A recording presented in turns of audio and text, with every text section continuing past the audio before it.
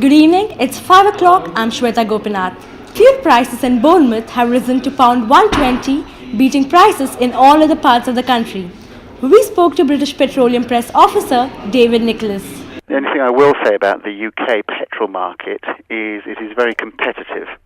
There are numbers of petrol stations, including some that have very low overheads, such as the service stations, who are competing to get, the supermarkets, who are competing to get motorists to come to their forecourts and buy petrol at their sites. Competition is steep, and therefore the margins that petrol station operators make on the sale of petrol are very low. Alcohol and Drug Services Dorset have noticed an increase in the number of young people using the legal drug methadone. 2 boys from Lincolnshire who died after taking the drug, we investigated how easy it was to secure the drug. A number of websites such as these make it easy for youngsters to buy the drug. However, a local drugstore owner we spoke to said he wouldn't sell the drug himself. I wouldn't sell methadone. It's not something I would get involved with. It's like nitrous oxide, although that's legal to sell, I wouldn't want to sell that either. They're just possibly dangerous. The end of the recession may have been announced recently, but many of those belonging to the Federation of Master Builders in Dorset are noticing a decrease in their workloads both in the commercial and the industrial sector. Laura Jane Roberts has more.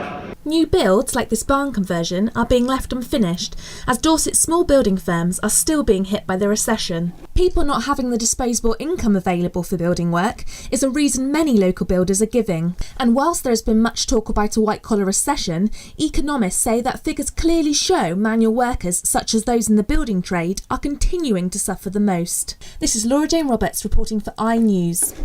Smokers huddled outside offices, restaurants and pubs have been a common sight since the smoking ban came into effect in 2007. However, nanotechnology may have found a way to circumvent this law. A smokeless cigarette that's being displayed at the BIC is generating waves of interest. Hotel and catering show at the BIC, on display there is the Similar, which the founding company Norto UK claims is the world's first smokeless cigarette. It works with nanobee technology, which is minute particles of nicotine incorporated with food flavourings. There's no fumes, there's no after smell, doesn't leave you with bad breath, there's no smell of tobacco on your clothes, you're not affecting anybody else around you.